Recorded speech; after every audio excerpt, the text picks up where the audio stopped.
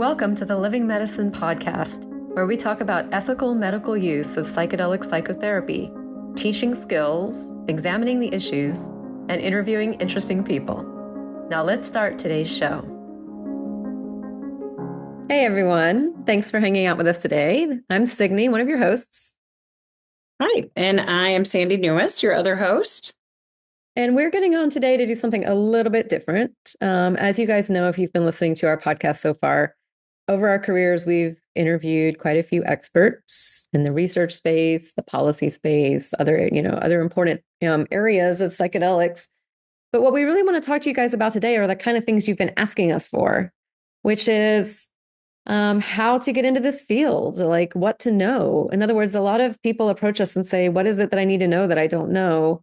Do I really need to do this or that thing that I've been told I need to do? How did you guys get started? How do you coach or mentor people into getting started? And these kind of questions. So we had started this podcast really to talk to you guys, those of you out there who are clinicians, whether you're therapists or medical providers or other adjacent specialties, who want to get into psychedelic work using ketamine, legal ketamine-assisted psychotherapy in clinical settings. And you guys have a lot of questions. There's not a clear pathway out there, even though there's a lot of great resources. So we're here today to just talk a little more informally about things that we wish we had known or things we think that you guys might need to know. So let's just think through the kinds of things we tend to get asked. Sandy, what do you think, like who's the typical trainees that we see or the typical person that comes in, given that we've been doing this for about 2 years? Yeah.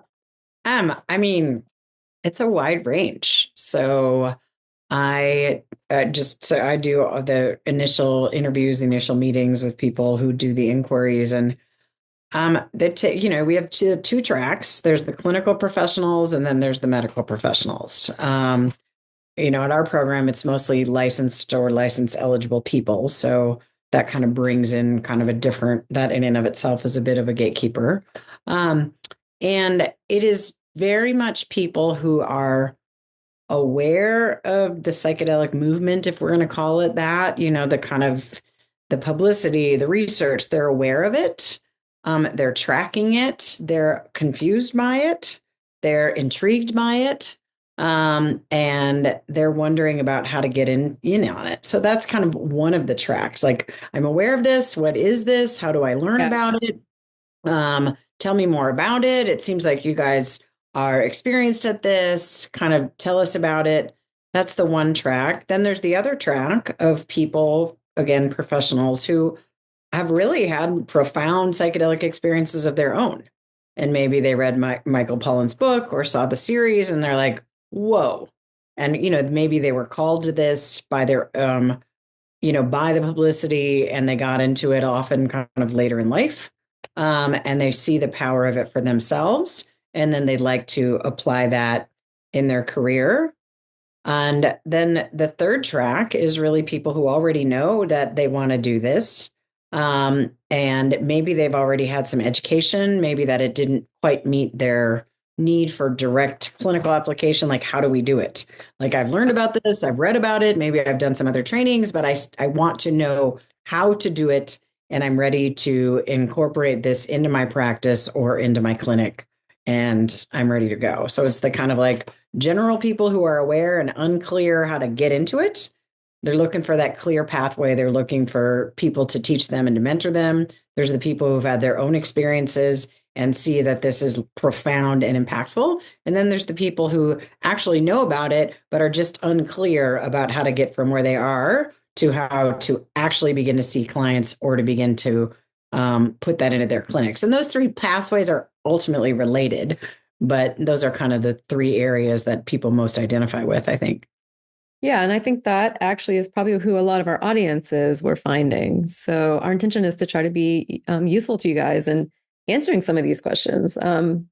So what are the things that you think people are most stumbling up against? Like, what are the stumbling blocks out there that people come in when they do their interviews with you and say, this is what I'm missing, or this is where I'm getting stuck? Why aren't people launching into careers, in other words, as easily as they hope to? Hmm. Well, initially up until the summer, when there were regulatory things that sort of backburnered some of the things around MDMA and psilocybin, um, there was a lot of questions about the utility of ketamine and ketamine versus other medicines, and that's its own separate conversation. But the bottom line with that is when I begin to assure people that it's very effective, it's totally legal, and it's actually really fairly simple to incorporate into a clinical practice in terms of like timing of sessions, and you can do 2-hour sessions and get people in, and that helps with scheduling, and the arc of the medicine is pretty predictable. People don't know that. Like, they don't understand about ketamine that it's actually really straightforward, and Yeah. that you learn it and you can do it and it fits into like a regular office practice, as opposed to other medicines that require a lot more time and energy and just aren't legal. Like energy meaning like a 6-hour session or something like that, and a lot of like getting off of meds, and but ketamine is 100% legal. It's never been illegal. And so when people come to understand that part, that kind of opens up a lot of doorways for them to see it. um and then there's the piece about just like, okay, I'm a solid professional. Like, more people who come to this who are like further along in their careers. It's not, there are a percentage of people who are brand new and have been just kind of tracking this and maybe even went to school for this. But a lot of people are further along in their career. They're maybe bored, they're maybe burned out. They see that there could be something different. They've had glimmers that something, there are other tools that psychedelics can provide that might really help them deepen more quickly into change with clients. And so they're intrigued by that. And they also want to make sure that they're doing it well. Like, one of the weird parts about ketamine is it's totally unregulated. So anybody can technically do it. Like, a medical provider can do it who's able to prescribe and can get that license for controlled substance. And you would know more about that than I do specifically. But then on the clinical side, people want to be ethical. They want to do the right thing. They want to make sure that they're not just jumping in and don't know what they're doing. So in a way, that can almost be a block. And, in our training, what we're trying to do is just be like, we're going to help you do that. Like, we're going to help you get from being an established professional who knows like how to do good clinical work, who knows how to serve patients. And we're going to give you a skill set. We're going to help you practice. We're going to help you learn about the medicine so that you're going to be fully ready to at least begin the process and to feel confident that you have the skills to do it. Yeah, I've noticed similar to that what a lot of people don't have is like a vision of how they can do it. We Yeah. talk a lot to people that come to us to like, I want to do this. I don't kind of see exactly how, like what my path forward is. And also, we are so used to, as professionals, going through training programs and certifications and things, licensing, where we're sort of given permission to do something in an established track. And, that doesn't exist yet in this world. So how do you, exactly like you said, how do you make sure you're doing it safely, ethically, and appropriately when there's not a really obvious person to ask? And so I feel like a lot of those questions, we often are fielding a lot of that with our trainees. And really what they're asking is, how did you guys do it? And how did you figure out how to do it safely and ethically? And because you and I have our eye on the sort of the broader practice community out there, what are the standards that are out there, and being able to answer people about things like that. But there's not a vision. And then I also feel like there's almost like a confidence hurdle, which you spoke to a little bit, which is, this is a weird and different. And we get a lot of people that have gone through other trainings or done online trainings, and they know a lot about it, but that's not the same as knowing how to do it in the moment. So you and I have talked a lot about this, how, trainings really need to have a lot of focus on actual practical nuts and bolts clinical skills. So a lot of you out there listening, you may find yourself in this position of like, I might have an opportunity to even do this work.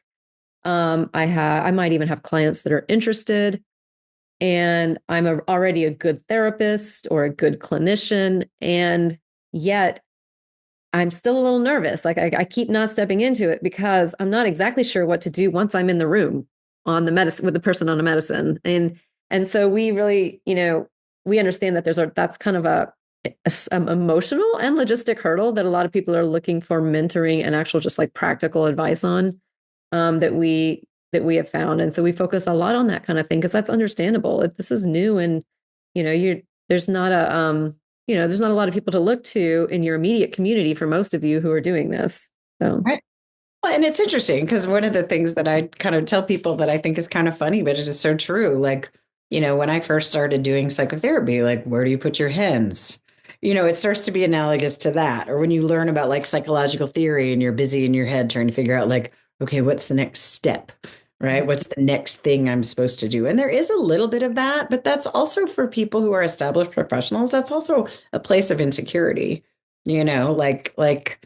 I think it's so important for people to really know their own strengths as a clinician coming in, and to really, like, one of the pieces of advice you gave me, like, for our listeners who don't know, I mean, Signi ultimately trained me, like, that's where we started, and, began to work at the clinic that she and her husband founded. And I did a deep dive. I'm going to do as much of this as I can to learn as much as I can, as quickly as I can. And I did. So, I very much lived that with you all. And so, like, knowing that, like, there's an awkwardness to it, and that you have to figure out the groove, and that's just part of doing anything new.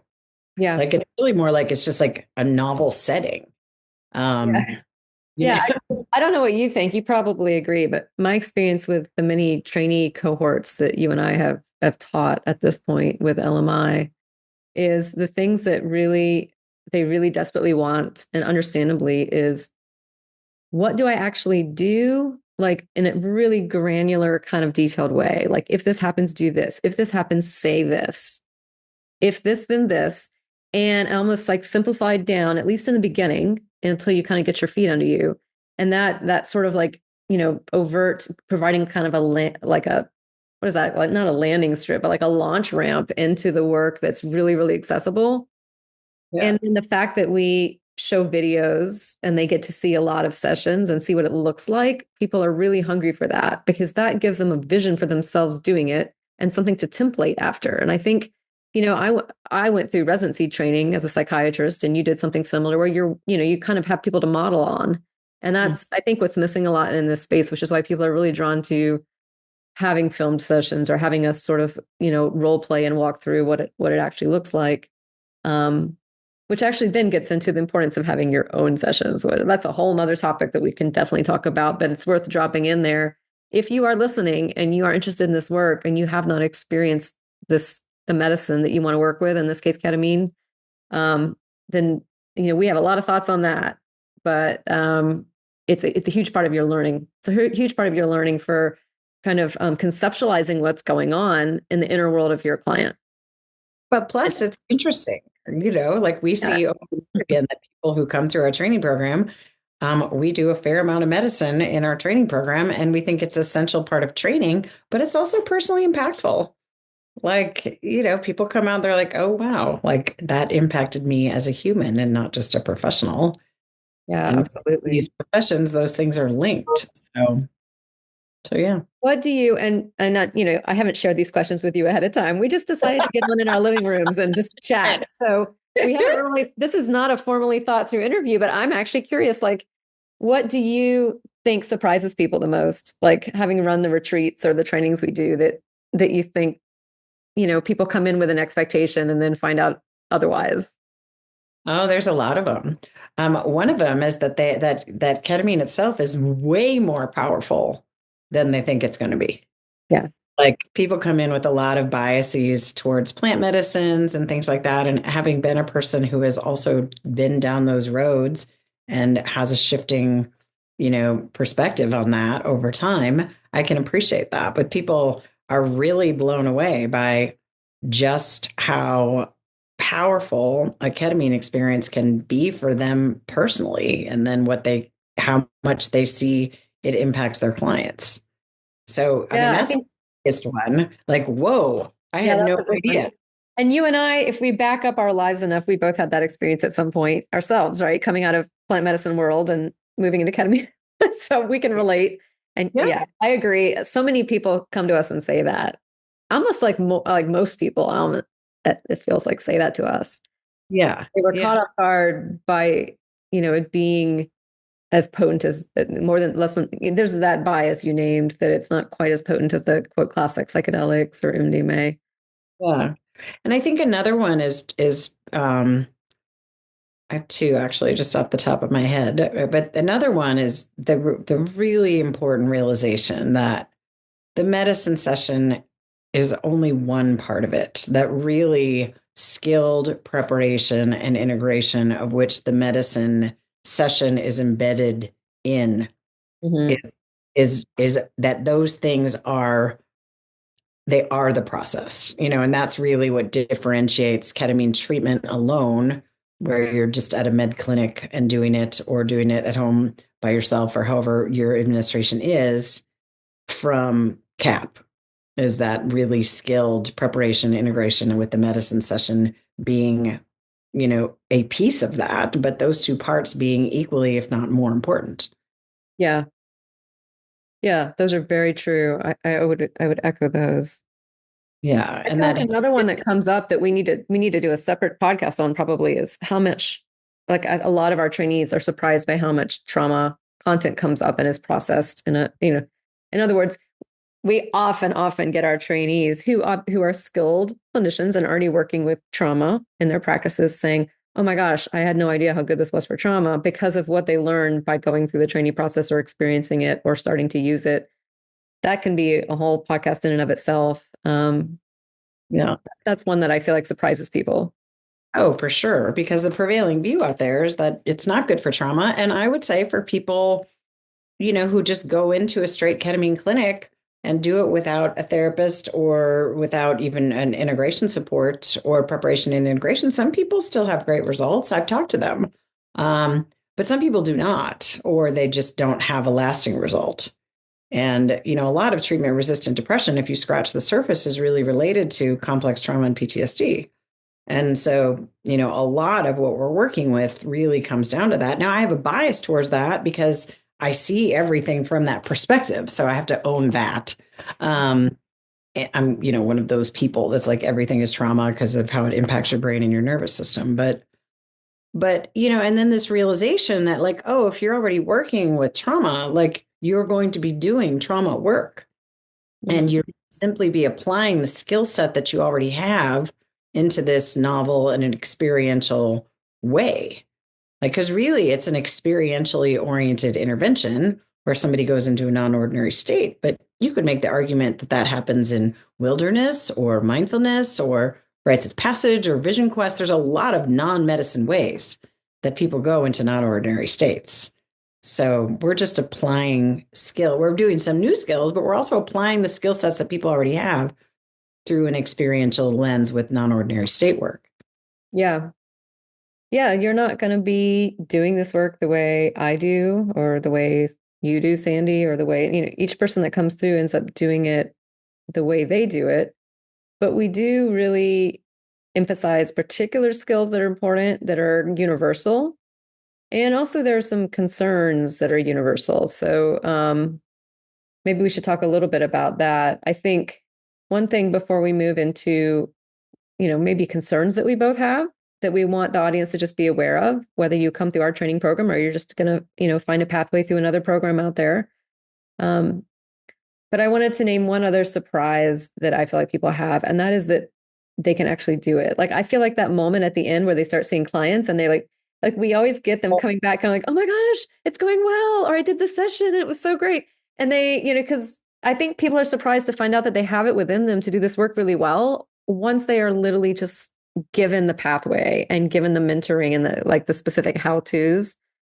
Um, and that's just a really lovely moment. I love it because I see people's confidence shift. They go from like, I don't know, I don't know if I'm qualified, I don't know, to going like, I am called into this work and I can step into this work with authority and I am doing good work. And I just love to see people make that shift. And so I think to the listeners, I would say you guys can make that shift, whether it's with us or another good training program.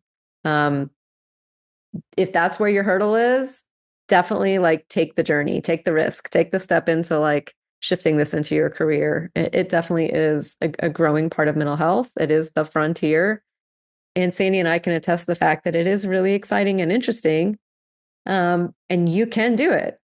Yeah, And of totally. course, the other side of that is like, you do need to hold this safely. So maybe we should say a little bit about what are some of the concerns that we see out there. Mhm. Great. I mean, the biggest concern that I have is the fact that ketamine is unregulated, so anybody can do it. And why that's of concern is that there's a lot of people doing it who I think don't know what they don't know. So, like, for example, like there's this interchangeable language around like what is ketamine assisted psychotherapy versus ketamine treatment versus ketamine therapy. And that's one of the places that I educate people right off the bat is, there are really significant differences, but we don't have any standardization of language. So, because we don't have standardization of language, we also don't have consensus on what one might expect in different settings. And so, you know, and we also, you don't have as a consumer, you don't have an assurance that somebody knows what they're doing. And a lot of ketamine clinics that don't have therapists at all make very sweeping statements about the fact that they work with a whole range of mental health issues.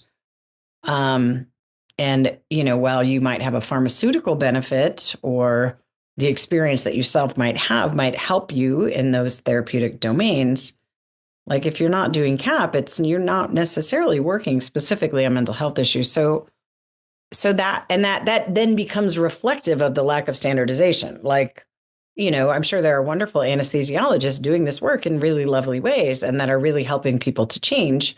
But to say that you're directly working on, PTSD or generalized anxiety may or may not, that might be more of an indirect effect as opposed to a direct effect. And so I get concerned about that. And that's not to put down the clinics or the anesthesiologists just because I said that, but the lack of regulation and the lack of like need for training or identification of that as even a need sort of implies as if there's not that much to learn when there really is.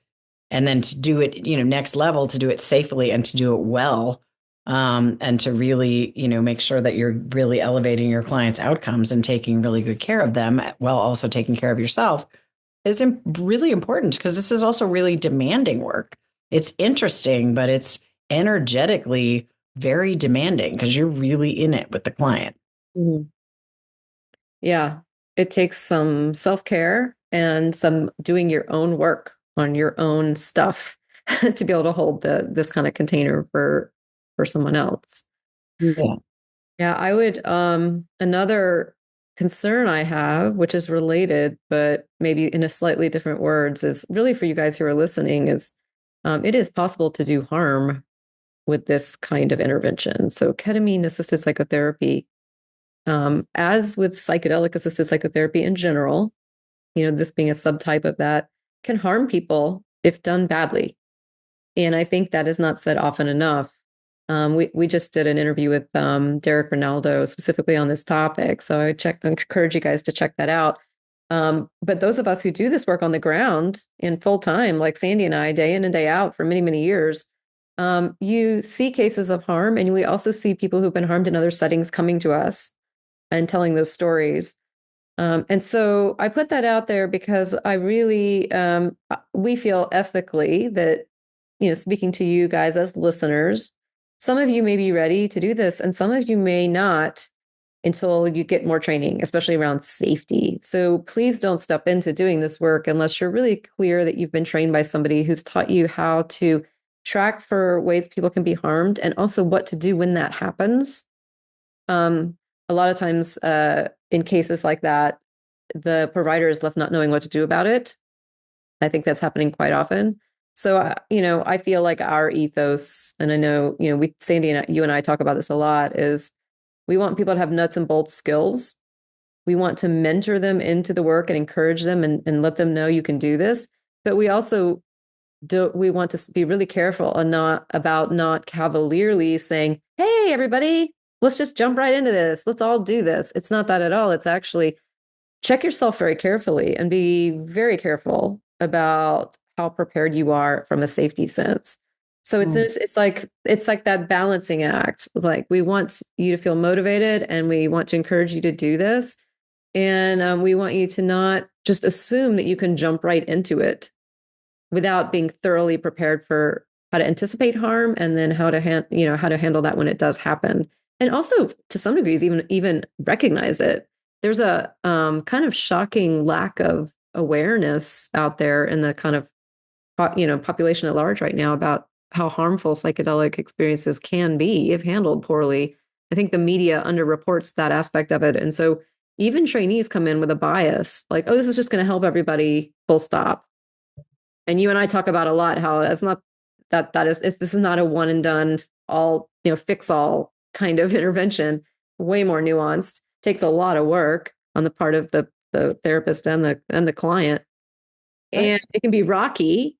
And both your own self, you need to be able to hold that risk tolerance and know how to handle challenging situations and how to like show up for your client when that happens and not just, be overwhelmed by it. So make sure if you're going into this field that you find a training program or a mentor who can fully prepare you for this piece. I want to put a little structure on that. I'm curious if you agree with this. I think that there are kind of three broad areas where harm can be done. One is when people it opens up content that they are unprepared for and that they don't have the support in doing, and they don't have the relationship with the provider, whether that be just the medical team at a clinic or, even a therapist, that they don't have the relationship and they don't have that trust and skill set and the capacity to navigate that. Now, that's kind of analogous to psychotherapy, but it is important, but it doesn't always happen. People think that this intervention is so much about content, and that's only one of the ways. Another way is the kind of transpersonal way, like it can open up sort of an awareness or a questioning or a curiosity or even direct lived experience of relationship with, we can call it the other world, we can call it religion, we can call it spirits, we can call it transpersonal, we can call it mystical, we can call it a lot of things. But this kind of what is this? Kind of like, oh, now we've seen things that can't be unseen. Now, does that always happen? Absolutely not. But can it happen? Certainly. And then without kind of a place to land in that, that can be really difficult. And then the third one I would just put into a broad category of relational. Like, people don't realize how much of a relational intervention this is. And that plays itself out in not only skills, but energetically. Like, you're in the bubble with these clients. Like, we are right next to them during the medicine. We are with them. Very intimate. Very, very intimate, and it requires a very high degree of trust on the part of clients. And for some people, especially those with complex trauma or relational trauma, are going to come in with a high level of hypervigilance. Mm-hmm. So recognizing that this creating safety, not just like physical safety and medical safety, but relational safety. Yeah. And to recognize just how vulnerable somebody is and how their brains are in a different state. And this kind of like imprinting can happen. So they can be, deeply moved, but also very scared or hurt or left uneasy, that can then generalize outside of the medicine session to the rest of their lives. So there's a huge responsibility to manage your own energy as a provider and to be really, really careful with how you engage with a client, and to hold that with such honoring of the trust that is put in you, to have somebody allow themselves to move into that space with you. And the same goes for our training program. Like, we're acutely aware of that. And that's the beauty. I think that's really one of the like less spoken, beautiful aspects of this work, but it's also one of the dangers. That's very well said. Yeah, there's the content, there's the transpersonal piece, and then there's the relational piece. And those are really the areas that I see the harm. And just, always have to be spoken the fact that, the more widespread use of ketamine there is, the more also therapeutically, the more widespread use there is recreationally. Those things are paralleling each other. And we do see addiction. Like, overuse of ketamine is bad. Like, don't overuse it. Like, just because you have a therapeutic experience does not mean you should go get some and then use it a bunch all the time. That is going to have an adverse effect. And that is called addiction or substance abuse. That's not called seeking more therapeutic experience. Like, we should always have to think that. Yeah. That's you speaking to a phenomenon that's out there where the fact that ketamine is now being recognized as therapeutic and a psychedelic therapeutic, there can be a slide among people to go, well, I'll just do that on myself, and that's a very slippery slope. So we definitely would put up big stop sign for that one. And yeah, the relational piece you spoke to is very important because we recognize that you guys as listeners are already, many of you trained and very skilled clinicians. Many of you are therapists, and you understand boundaries, and you understand, transference and how to hold the relationship, a therapeutic relationship, in a healthy way. But what Sandy's speaking to is correct in that this is different. This is a more vulnerable situation because your client's usual guards and defenses are in some ways taken away from them on a psychedelic.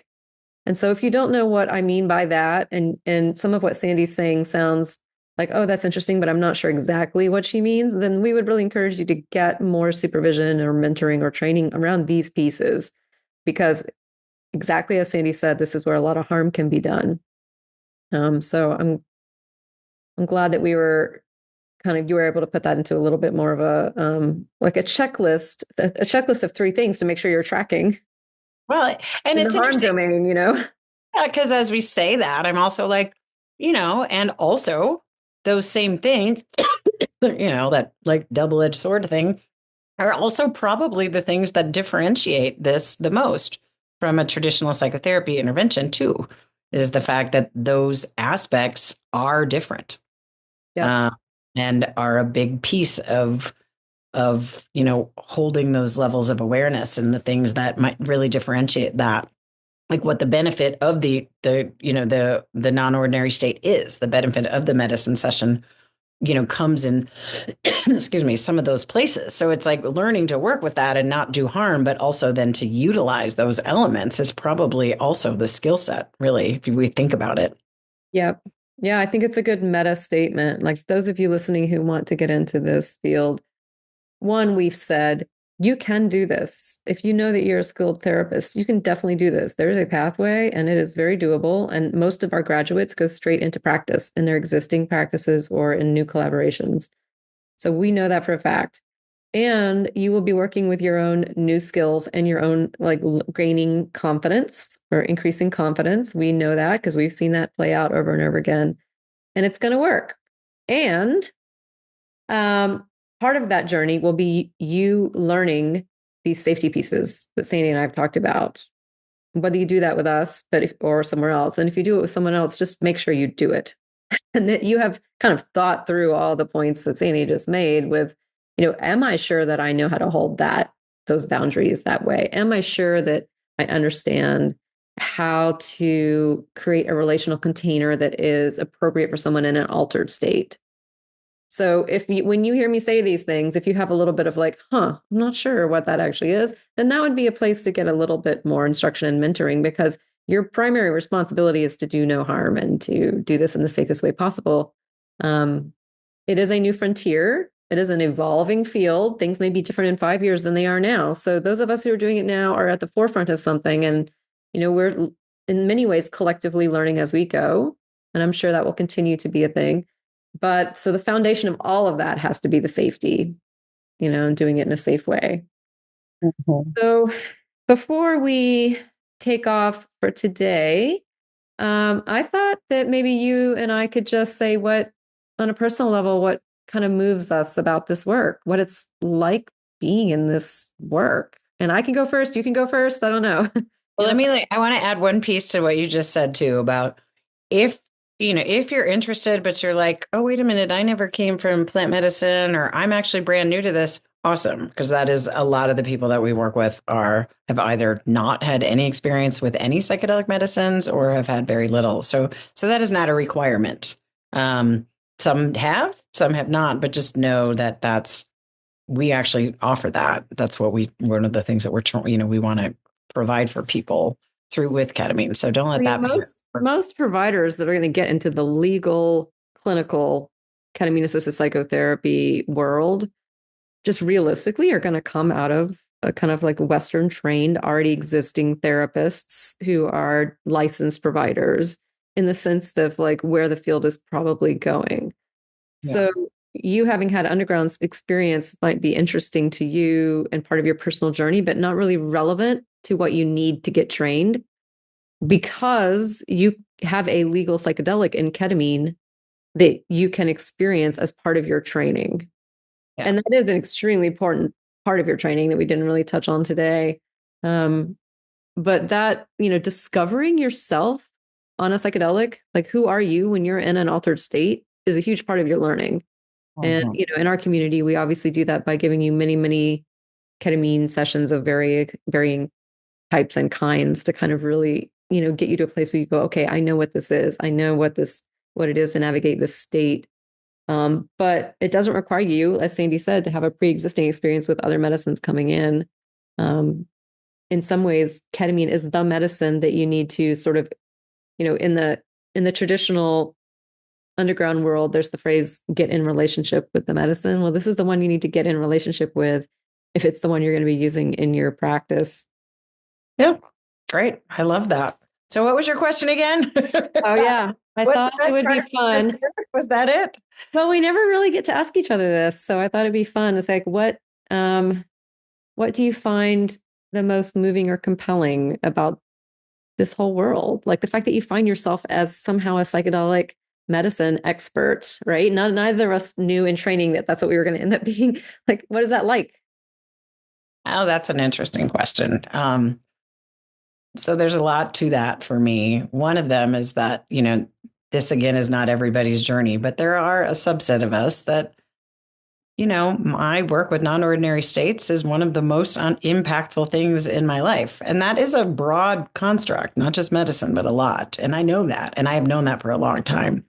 So my career has essentially been a lot about exploration of non-ordinary states. So to be able to land in this just feels somewhat led, and very mission driven. So there's a deep gratification for me about bringing together a lot of my life experience and who I am as a person with my professional training that feels like a weaving together that is deeply, deeply gratifying for me. But the doing the work piece, so that's about being able to do the work, which I'm eternally grateful. And I'm grateful to you too for opening, being one of the portals to that, really. But doing the work with the clients and in the training is about who I get to be as a human. So, and then who that allows the clients to be as a human. Like it's a full, like a full kind of holistic experiential intervention. Like, we're living life, we're having these experiences, and then we're using the experiences and who we are and living our life and as humans to look at what comes up around that and then process it and explore it and then ground it into actual real life. So even though a medicine session might not seem like real life, we do a lot of work with this parallel process concept, which is how is what's coming up and what, directly associated with what's going on for you in your life, which is also another separate conversation. But kind of like being able to be authentically in relationship while tracking what's coming up around that by being able to be very intimate and really be working with that aspect. And for me to be able to show up in my most authentic, yet also professionally aware and intentionally presented self, presented, that means being aware of the things that are coming up around the relationship, is just so human. And then to also, I say this a lot in training, but like, it's also really an opportunity to be deeply caring. And if nurturing is a part of, who you are, like we get to be caring and real and nurturing and be nice. That sounds so weird. Like, but we get to be really nice to people. But what I mean by that is to be able Loving. I feel like you're almost saying loving. It's not a word. Yes, Yeah. we get to be loving and sweet but while also then just very intentionally tracking what's coming up around that. Like I was in tears with a client the other day, kind of talking about the storm and the impact of that. Now that happens for me in regular sessions too, because I actually think that's just part of being a real human. But those kinds of things happen a lot. So we're really just in it on a human level while also really holding that professional awareness and utilizing those relational things with intention And then this honoring of all the different aspects that can come up, including transpersonal, is just really, that to me is the best part. Yeah, it's therapy, and we're using our therapy skills, and we're being providers, and we're in offices and all these familiar things, and yet there is something about it that just feels more real Mm-hmm. Yeah. than non-psychedelic work. And so and people who are sitting there being like, and that may be some or not, who are like, oh my God, what do you mean I have to be all sweet and nurturing to the clients? That seems weird. Also know that these are direct parallels to experiential approaches to therapy, somatic approaches to therapy, relationally oriented psychodynamic. Like my, PhD work was grounded in an interpersonally oriented psychodynamic model. Like I can language it from that perspective super easily. Like it's, we're also doing theoretically grounded, technique oriented psychotherapy too. Like, so, and that's where I think the interest, like the acute interest lies, is this intersection. Yeah, I think that's also why so many of our graduates have come out realizing that they can do it, because they already have these amazing skills and they just have to learn how to use them in a new context. Yeah. Yeah. Well, I think I was thinking about my answer for this because I decided, I wasn't sure if I'd ever answered it either, but, and I've never really answered it this way, but honestly, my answer is, I think a lot of us as children have this sense of magic, like the world has a sort of magic to it. And that's true for me as well. And then we grow up and become very learned and educated science-based professionals, and evidence-based and in the medical system. And there is a sense that like everything is just treatment for suffering follows an algorithm, and we're taught the algorithm, right? And there's no mystery to it. And I think with this work, it almost is like I'm still a professional and I'm still working in a clinic and I'm using my medical license and I'm still in that world. But sometimes I'm sitting in these sessions with people and it's like that sense of mystery and magic is back at the same time. And I find that really compelling and kind of emotional. So I think that would be my actual answer. And it's probably part of why, similar to you, I feel like I probably have a certain call to be there. And I would say that a lot of you listening, we know that you have that call because you guys have been coming to our training programs. And I think there's something that pulls people into doing this that is a resonance there, with, it is doing mental health treatment. And also there's something like sacred space that arrives. It's not that I created or I am it. It just arrives when someone is in these kind of altered states.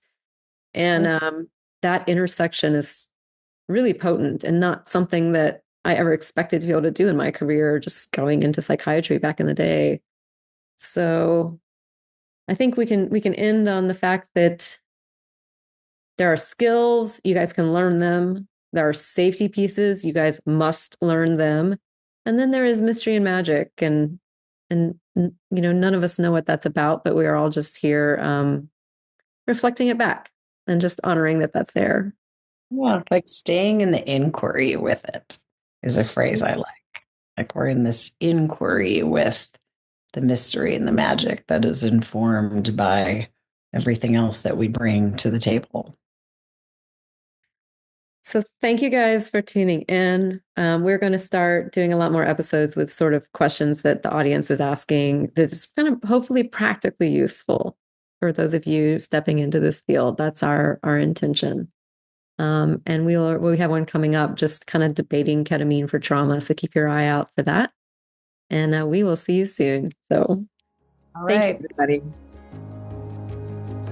Thanks for listening to Living Medicine. We'll see you again next time. Be sure to click subscribe to get future episodes.